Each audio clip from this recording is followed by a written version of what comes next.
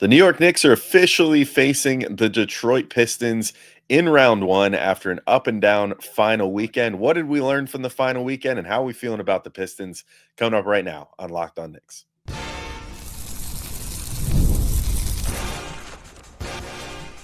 You are Locked On Knicks, your daily New York Knicks podcast, part of the Locked On Podcast Network. Your team every day. All right, welcome in to Locked On Knicks, your daily New York Knicks podcast. Today's episode is brought to you by FanDuel. Right now, new customers can get $250 in bonus bets when your first $5 bet wins.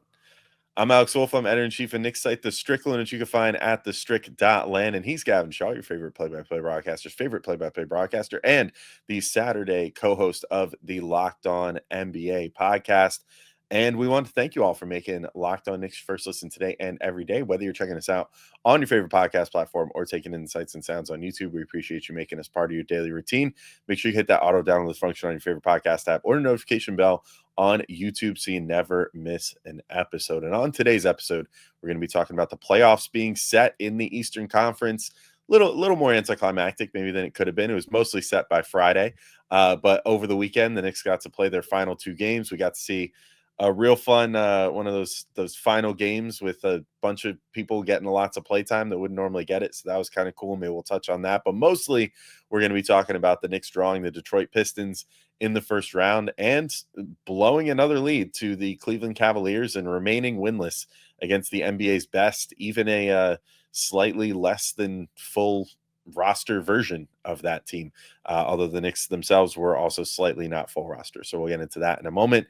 But also, if this episode of the podcast is not enough content for you today, your favorite podcast now has a newsletter introducing the Locked On Knicks daily newsletter, one stop for ultimate team and league coverage delivered right to your inbox. Sign up for free now at lockedondaily.com. That's lockedondaily.com, and start your day with the all new free Locked On Knicks newsletter. And if that's not enough incentive, just the content by itself, you could be entered right now this month for 3 amazing prizes if you subscribe. So you could win either a $2,500 Best Buy gift card to upgrade your sports cave, a $300 Game Time gift card, maybe to go see a playoff game in May, who knows, and a $200 Fanatics gift card. So you can be entered to win any one of those 3 prizes. All you have to do is subscribe between April 7th, 2025 and April 30th, 2025 to be automatically entered to win. So we're square in the middle of that window. So go ahead and subscribe to the Locked On Knicks daily newsletter and you will make sure to not miss out on that. Gavin, now that we got all that out of the way, let's talk about this playoff matchup. 3 versus 6. It's the matchup we figured probably would be the one. The Knicks versus the Pistons. They've looked more scary of late, that's for sure. I mean, the Pistons are playing like one of the best teams in basketball right now. Cade Cunningham is playing phenomenal. The Knicks, not so much. Things have been a little rocky for them lately and blown leads and not playing well against good teams. I mean, they even just did it against the Pistons last week. So the vibes are not exactly immaculate going into the playoffs here. And probably, maybe it's just by a byproduct of this is the first Tibbs team that we've seen that has not been fighting for their life right up until the day of the playoffs for like playoff seeding or whatever, but it's just felt like a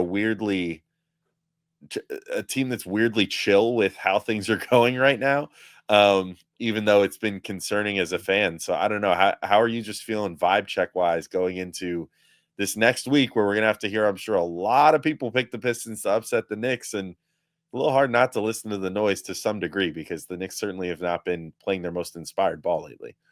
Yeah, Alex, on a personal note, tonight is the last night of my 20s. So I was trying to come into this podcast with a positive, reflective mindset, and I also have to be honest that I don't feel very positive about the New York Knicks right now. I feel like, look, I wanted Milwaukee. I just think the Knicks know all the buttons to press against the Bucks. They know exactly how to attack them. There are 2 clear weak points defensively in Brook Lopez and Damian Lillard the Knicks could have gone at and have relentlessly gone at. There was one clear guy to stop in Giannis that I think between OG with Mitchell Robinson, even Cat is an extra big body. The Knicks just would have had very clear answers against Milwaukee. I think there are answers against the Pistons team that I've mentioned this stat a couple of times, but I'll keep bringing it up, has been a top 5 team in the NBA basically for 52 games now.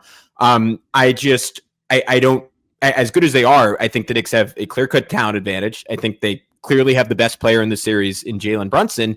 And yet, if they don't lean into like the somewhat obvious ways to beat Detroit, which like maximize their shooting, maybe go double big and take advantage of some of the Pistons' rebounding weaknesses. If they don't lean into those things, Detroit is more than good enough to take advantage of a Knicks team that insists on not being the best version of itself, and that ultimately falls at the feet of Tom Thibodeau. And I do think there's more going on than just Tibbs. Like, you are reincorporating Jalen Brunson on the fly. You to your point, you never really want to read too much into meaningless late March and April basketball when a team already has their fate sealed.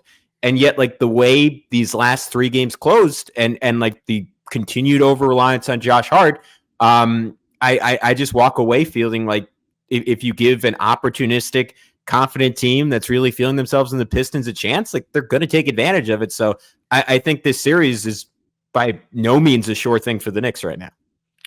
Yeah, I don't think so either. I mean, they're running into a team that kind of has everything going for it right now. It's not. I don't want to say it's like quite reminiscent of. I think you might have made this comparison recently to me, whether on the show or privately, I forget. But like, it's sort of reminiscent of how the Knicks were a couple years ago. Their series against the Cavs, where it was like.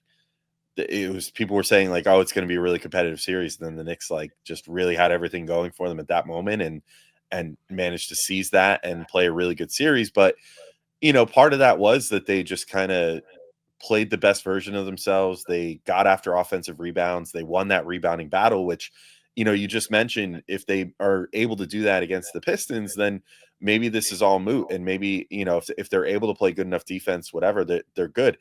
I think they're going to have to learn from, even though it was a somewhat meaningless game, even just this past week's game, like seeing that Mikal Bridges is not necessarily the guy to put on Cade. Like, can they figure out a scheme that's going to allow them to have OG on Cade for most of the game while not really losing anything otherwise? Like the help defense that he offers on the inside, like the fact that he gets the weak side blocks sometimes, the fact that he's the guy that if you can keep him off ball a little bit can get you all those key steals. Now, granted, he's also so good at his best at just dominating a guy one-on-one too and generating steals that way, even against some of the best ball handlers in the league. So maybe he's able to do that to Cade also. But, I think the double big thing would make a lot of sense to go to. Unfortunately, we still just saw so little of it. I feel like between guys, it seemed often down the stretch of the season here that to line up with the rest schedule for both guys, that they were always either resting one of Cat or one of Mitch on most nights. And there were very few nights where both of them were even available, especially these last couple weeks. And that would have been the time to like, maybe just throw caution to the wind, start them together one game, like, adjust the schedule a little bit and be like, you know what, we'll just deal with having only Precious Achiuwa one night or something. Like, we just need to see these two guys together for extended run. Now, maybe this is going to be a secret weapon that they work on in practice this week. But knowing Tibbs, I don't think that's going to be the case. He doesn't typically bring something out game 1 of the playoffs. Maybe he'll make an adjustment game 2 or something. But I think we're mostly going to see this team playing roughly the same as they have been in the first game of the series. And that could prime them potentially for a big upset in that game if that's the case, because it's, the Pistons are playing a really good brand of basketball right now, and a style that clearly has torched the Knicks this year because they've played the Knicks very well throughout this entire season. Yeah, I mean, when in the last 3 games, I'm going to go back this week. I'm going to watch maybe not the Knicks blowout. I don't know how instructive that would be so early in the season, but certainly the last 3 games that the Pistons won, and we saw time with OG on Cade, and Cade got his shots, got his buckets, and I've seen like some Pistons reporters like sharing out highlight clips of that and saying like, yeah, Cade isn't scared of OG coming to the series. Like, I think it will be a different animal over the course of a full series if OG starts from the first minute on him. To me, I think that is the only solution. Like, maybe I'm jumping ahead a little bit to the end of this Cavs game, but you saw Cleveland torch the Knicks down the stretch by putting Jalen Brunson in the action. But what allowed them to put Jalen Brunson in the action was Mikal Bridges' inability to fight through a Max Strus screen. And what you get with OG is that screen navigation, that ability to like potentially just bowl a guy over. That maybe that's a little harder when it's Isaiah Stewart setting a screen, but you do have a chance there. And I hope they really lean into Mitchell Robinson and like some of those double big lineups, because if you have Mitchell Robinson in the screening action with Cade Cunningham, like he's someone who could credibly switch on to Cade and like potentially hold his own a little bit more than Cat can. The thesis here is like it's kind of exactly what I just said. Like if the Knicks play to their ceiling and if they lean into like again either bully ball and crushing them in the glass or lean into shooting, like it should be a 5 or 6 game series for the Knicks. It's just why would you have any faith they're going to do that when they literally didn't do it all year? Like our friend Prez had a great thread on the Knicks, like using like how often the Knicks have gotten to what should be their best lineups, and they played Cat, Brunson, and Mitch as a group together for 2 total minutes the entire season so far. So I don't really have any faith right now that Tom Thibodeau like knows exactly what to do. And the fact that he came out after that Cleveland game and was asked what needed to be fixed, that he said everything needs to be fixed. 81 games into the season where you've had pretty good health overall and plenty of time to experiment, and you've known that you're going to be the 3 seed for basically a month and a half and haven't leaned into that and like taken advantage and tried everything. Like that is a damning quote in my mind. So I say all that to say I'm not feeling great. Yeah, I'm of a similar mind. Maybe we'll talk ourselves into feeling a little better as the week goes on. Maybe some good stuff comes out of practice or something like that. But certainly, as you've alluded to, there were some things that were a little concerning over the weekend, mostly with that Cleveland game. Although at least one good thing that kind of spills between the two rhymes with Landry Shamet. So I'll be sure to extol his virtues, as Clyde might say. But we'll get into all that in the weekend that was for the Knicks heading into the playoffs in just a sec when we get back in. But first, wanted to tell you about our friends over at Prize Picks. Basketball and hockey playoffs are heating up, and there's no better way to turn your sports knowledge into real rewards than with Prize Picks, the easiest and most exciting way to play daily fantasy. With Prize Picks, you simply pick more or less on at least 2 player projections, and you're in. You can even combine players across sports, basketball, hockey, baseball. For your chance to win up to 2,000 times your cash. Here's what I'm picking this week. In basketball, Luka Doncic for more than 28 points, and Jason Tatum for more than 8 rebounds. In hockey, Connor McDavid for more than 1 goal, and Austin Matthews for more than 5 shots on goal. What I love is how easy it is to set your lineup in under 60 seconds. Prize Picks even runs cool promos like Taco Tuesday, where they discount player projections up to 25% for even more value. And payouts are fast, safe, and secure. You can download the app today and use code LOCKEDONNBA to get $50 instantly after you play your first $5 lineup. That's code LOCKEDONNBA to get $50 instantly after you play your first $5 lineup. Prize Picks, run your game. And today's show is also brought to you by Wayfair. And spring is here, and that means it's home project season. Whether you're refreshing a room or tackling a full renovation, Wayfair is the best kept secret for all things home improvement. From small updates like stylish cabinet hardware to major upgrades like new vanity sinks or outdoor lighting, Wayfair has quality products for every budget.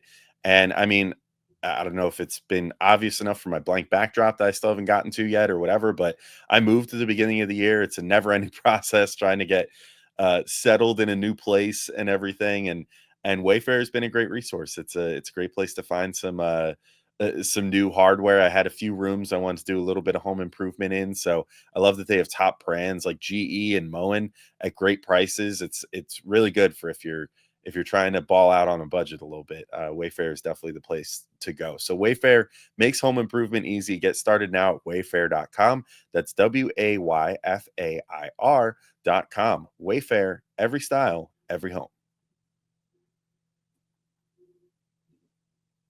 All right, we're back in to talk about the weekend that was for the Knicks. And Gavin, I think we should probably start with where the weekend started, which was a loss to the Cavs. The Knicks lead in this one by 20 plus points at various points. Things were looking like, hey, it might be the discount Cavs, but they'll finally get that win over one of the top 3 teams in the NBA this season.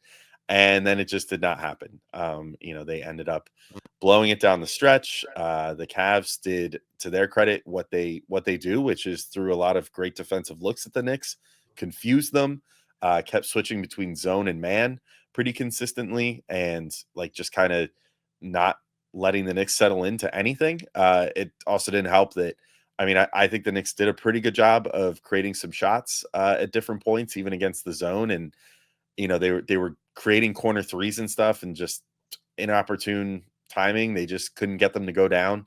And then down the stretch, they just were not able to stop Darius Garland, who went for felt like 25 points in a row by himself. I think it was actually like 12 or 13. I think it's 13. Yeah. Yeah, down the stretch of the game. And, he couldn't be stopped. And then Brunson couldn't really get anything going. The Knicks had, I mean, I know you're going to bring this up in a second, but they had Mikal Bridges alone on Garland, on one side of the floor a number of times. And this was something that we saw them take advantage of when they played the Hawks, and try to take advantage of Mikal having a much shorter guy on him that he could take advantage of in the post, and didn't ever really go to that. And things just kind of, it was I don't know, this game felt like they were walking around with a bunch of water in their hands, trying to keep it, cupped in there, and their fingers kept slipping a little bit, and the water kept getting out, and then suddenly they looked down and their hands were empty.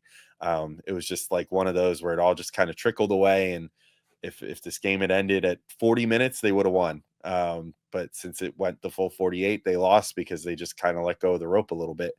So I don't know if they got the notification that, someone checked Cat, on the bench on his phone, checked and saw that that the Magic had beaten the Pacers and that the Knicks were locked into the 3 seed now, or what. But it seemed like something changed where they kind of just weren't quite as into it anymore and lost it down the stretch. But unfortunately, it's not something that we're not used to seeing at this point, considering that's how pretty much all these games went against the top 8 teams this year, or top 3 teams this year.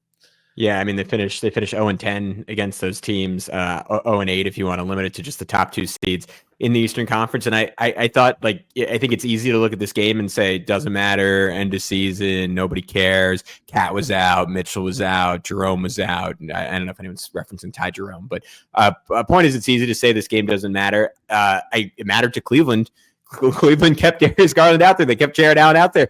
They kept Evan Mobley out there. They risked one of those guys turning an ankle and maybe missing the first 2 rounds or the entirety of the playoffs, just to send a message to the Knicks and get in their head and say, this is the kind of team we are this year. This is a team that used to clown us in the past. And early in the game, it felt like some of those vibes, I think purely because this was the first time all year, unless I'm misremembering that third game, where the Knicks have had Mitchell Robinson. And Mitchell Robinson was rewind it back to 2023. He was kicking Jared Allen, all over the court. Jared Allen was, with the lights were too bright, all over again. He was just physically dominant, offensive rebounding in the first quarter of this game. Mikal Bridges similarly was fantastic to start this one, passing the ball, scoring the ball. They were early in the game, I thought, doing a pretty good job attacking that Garland matchup. In my mind, I'm like, what? Just run your offense through Mikal Bridges if Darius Garland is on him. Because it's eventually going to happen. They're going to have to try to hide Darius Garland on someone else. Maybe on Josh Hart, and Josh Hart starts getting some offensive rebounds, but you're letting them off the hook every time you don't go to that. But what stood out to me down the very stretch of this game was Cleveland specifically hunting Jalen Brunson and just having an incredible amount of success doing so. Game's tied at 98 all with what was 3.5 minutes to go. And they run that Strus Garland pick and pop. Brunson is supposed to show and recover. Ideally, Mikal blows up the screen, gets right through. It was not a particularly strong screen. Max Strus is not, he's physical, but he's not the biggest player. Mikal, who's supposed to be elite as a screen navigator, can't get through it. Brunson has to trail him. Mikal also trails him. Kick out, back to Strus. It's a 3. Knicks score on the other end, but it is only because Mitchell Robinson ends up getting a rebound after the Knicks initially failed to hunt Garland. They try to hunt Garland, but he's allowed to switch back because Brunson doesn't immediately make that pass to Mikal Bridges, and Mikal passes up a shot going at Garland. Mitch gets a rebound. Brunson ends up scoring on him. It's a 1-point game. Cavs run the exact same play, just a little higher up the court. Knicks should just switch it at this point. They're not going to get through the screen. They don't. It's a perfect pop from Strus, perfect pass from Garland. And if you're not switching that and you're not immediately getting through the screen, there's no way to stop that if the Cavs execute. They do. That made it 104-100. You go back to the other end. Mikal scores on a putback. They cut it to 2. And then the next time out, Garland just straight up beats Brunson because they do make it a clean switch off the dribble. Tough double clutch over Mitch, and that's the ball game, 106-102. Brunson tries to foul bait on the other end. Throws up a crazy shot on Strus. Just a combination, I think, of really poor execution and also just your best players letting you down. Jalen Brunson, the shot making late in games has not been there. his comeback outside of the Suns game, ironically, which was his worst game overall. He moved 3. And then Mikal, and look, not to bully Mikal, because I'll reiterate one more time, and maybe we'll get into a little more third segment, Alex. I thought he had a good game. He looked indifferent trying to fight through those screens late in the game. And there were just too many times this year for a guy who is supposed to be like an over-the-top great teammate where he has looked like disinterested, like a little low effort. Like, I can't say it's been happened like a ton, but like in these games against these best teams, like he loses all of his mojo, all of his swagger, and to me, almost more than like his level of play in these games. That's the biggest thing. Like he doesn't seem like he's in these games when they play these great teams mentally. Yeah, and it seems almost weird to say because like statistically you look at it and he was like 17 points, 8 assists, shot 6 of 13, like that's solid. Yeah. But I'm with you. Like he just seemed down the stretch, he just seemed like not with it. And I mean, it even kind of showed through. Like I know that like plus minus is not the end all be all stat or anything, but like he and Hart minus 14, minus 16, like they did not exactly show out crazy in this game. And meanwhile, you had like a Deuce McBride, like a plus 13, and it's like it felt like he was additive in that way. It felt like every second that he was out there, he was giving it his all. He was trying to will this team to a win, and you just didn't quite get that out of Mikal. Now, maybe it's just a matter of just waiting on the playoffs. Maybe it goes deeper than that. Maybe it seemed obvious again, he wasn't really factored in the sense of like there wasn't a lot of looking for him on offense in this game. And in that, from that perspective, like, it's tough to blame the guy because it seems like he doesn't get plays called for him often. And that you want a guy to just go out there and be like, oh, whatever, like I'll play hard no matter what, whatever. But these guys are human beings at the end of the day. Like if he's feeling like he's not involved and then, suddenly is not playing as well on defense, like maybe there's a correlation there. I don't know. He's a guy who's well regarded among his peers. Like, he's someone that presumably, given the cost that was given to get him and everything, figured that he would be having a bigger role with this team and whatever than what he's ultimately been given. So maybe that's playing into it. I don't know. I guess we'll really see in the playoffs because that's ultimately when legends are made, and when guys really set their full reputation. But likewise, I mean, you said Brunson was not doing great making shots down the stretch too. Like it started to look like he was going to be all right. And then all of a sudden he didn't make them right down the most important parts there. So, part of that was the Knicks just not getting creative enough to try to get something actually open for him.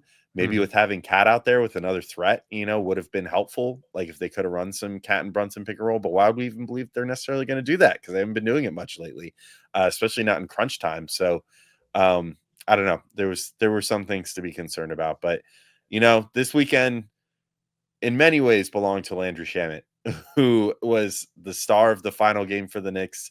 Also shot really well against Cavs. I'll make one of my last impassioned pleas for him to be part of the playoff rotation in just a sec when we get back in and finish up here.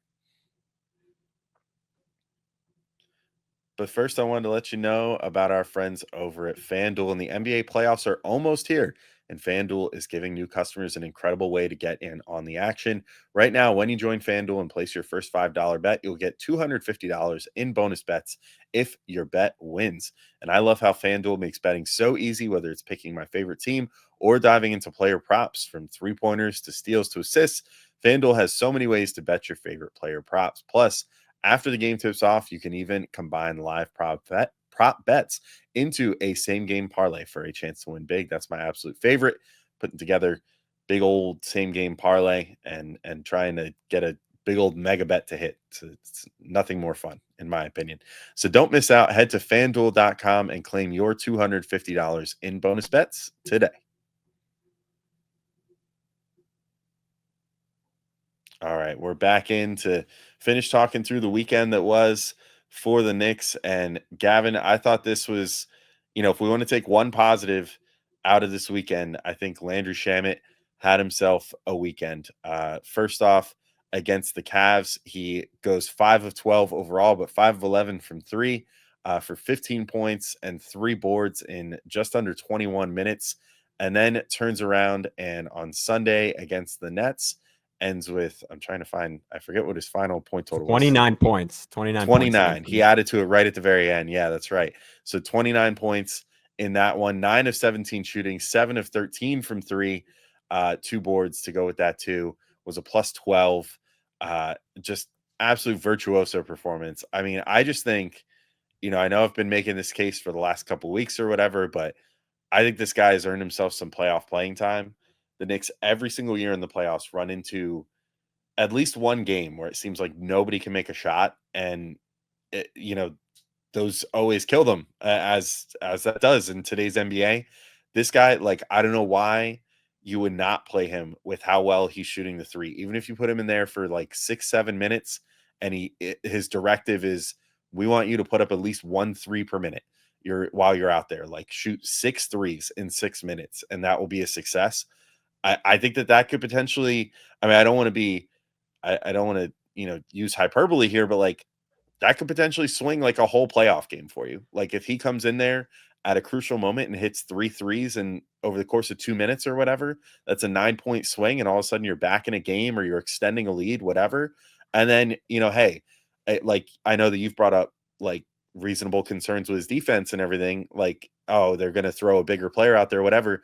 Fine. The damage is already done. Like, if he comes out there and just hits those threes and then you sub him back out, give, Mikal a little blow or whatever to let him chill on the bench for a minute and then come back in a little re-energized, like, all the better. So, I hope that that's the case. I hope that he's able to get that playing time. I certainly think he's earned it. And like, props to the guy for like working hard this season. I know they like kind of gave him the same flowers at the end of the MSG broadcast, but like, started off this year, I think we were both pretty excited for him in preseason. Mm-hmm. He dislocates that shoulder, comes back, honestly was shooting like crap for a long time and could not really make much. And then just at the end of the season here, has just turned into like a 50% 3-point shooter. Hopefully he gets rewarded for it, because I think that just the fact that he's making as many as he is, the fact that he's the only guy that seems really comfortable with movement shooting on the team right now is huge. Like, he's one of the only guys you'll see catch it, and if he's not fully set, still take a 3-point shot, where everybody else seems to just be of the belief that they have to be like perfectly set with both feet planted, get it into their perfect shooting, whatever. It's like everyone else is being perfectionist about their form. Shamet's just like, give me the thing. I don't care where I am. I'm going to shoot it. I don't care if I'm going 30 miles an hour towards the baseline. I'm going to shoot it falling into the corner, and still make it somehow.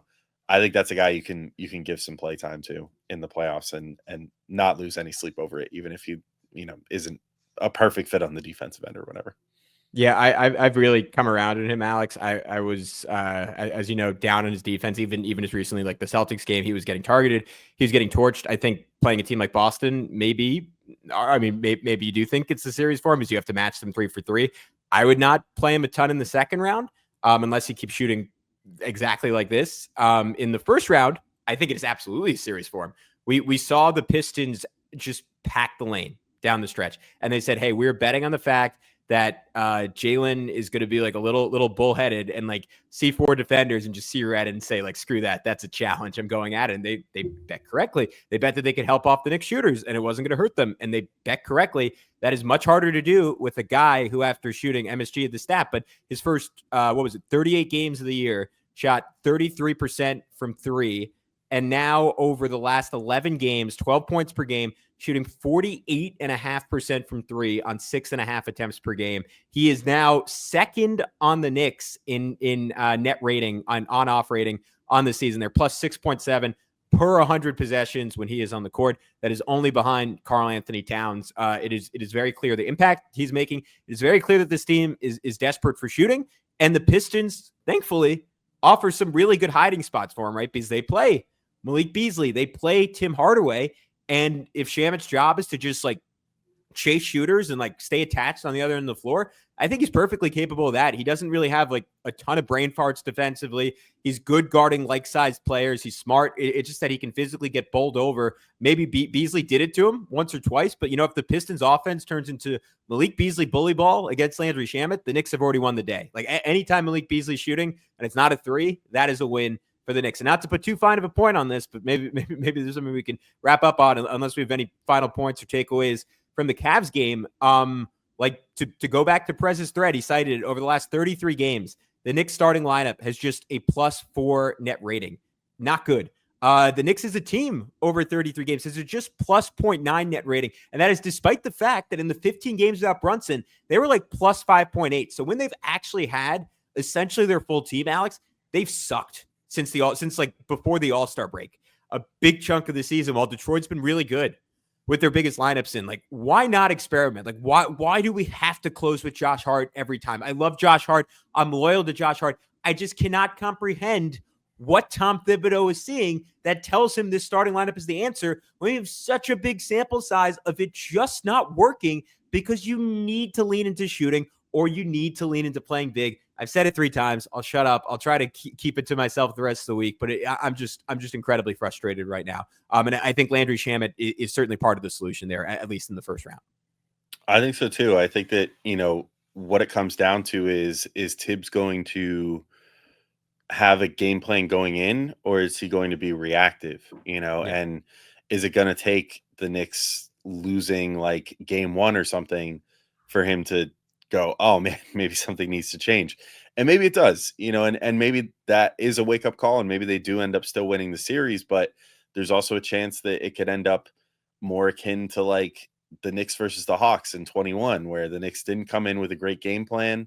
They got, they played a tight game in game 1, but they wound up losing it to Atlanta. And then they came back, they won their second game on their home floor, but then just went to Atlanta and did not have a good time. And like, I mean, maybe it's easy to forget considering how long it's been since they were good, but like Detroit playoff basketball is a nasty place to be. Like, that is a crazy basketball town. They're hilariously doing everything that they can to keep Knicks fans out right now. They're like geo locking their Ticketmaster site or whatever. Mm-hmm. So like if you have a zip code that's outside of like Michigan or like a couple surrounding areas, like you're not allowed to buy face value tickets to get in there. So clearly trying to like stop some sort of like Knicks takeover, like what we saw in the playoffs all last year. So I mean that building's gonna be nasty to be in. Maybe some Knicks fans still get in there on the secondary market or whatever, but it's not gonna be an easy 2 road games in games 3 and 4. So like they're gonna have to come in with a good game plan. They're gonna have to take care of business at home. And there's a chance maybe this turns into a 6 or 7 game series, and they're gonna have to like really, have their I's dotted and their T's crossed at home. And that means coming out like as good as you could possibly be from game 1. So that's going to be on Tibbs to figure out what that's going to take, because, regular, call it whatever you want. Like, oh, it's just a regular season, whatever. But the fact of the matter is, it's not just the Pistons. And we went over it in this one with the Cavs, and, we've gone over it for months now, but like against the best teams in the league that have the best schemes and the best, coaching, Tibbs has not fared well this year. And the Knicks as a team have not fared well. So it's kind of on them to like buck the narrative in this first round series, and then hopefully set up a date with the Celtics in the next round, which is a whole different animal. But we got to get past the Pistons first. So we'll see how it goes. We got a nice long week nice long work week at least to wait until we get there. But we're gonna have good content for you guys. Gavin and I will do sort of a 3 things we're looking for type series where we'll both do an episode where we lay out 3 of the things that we're looking for going into this series. We're probably going to do another crossover with Locked On Pistons, perhaps bring in another one of our friends prior to the games. So keep your ears and eyes out this week, but we got much more for you leading into the playoffs. Till then, though, thank you all for listening, and we'll talk to you soon. Peace out, everybody.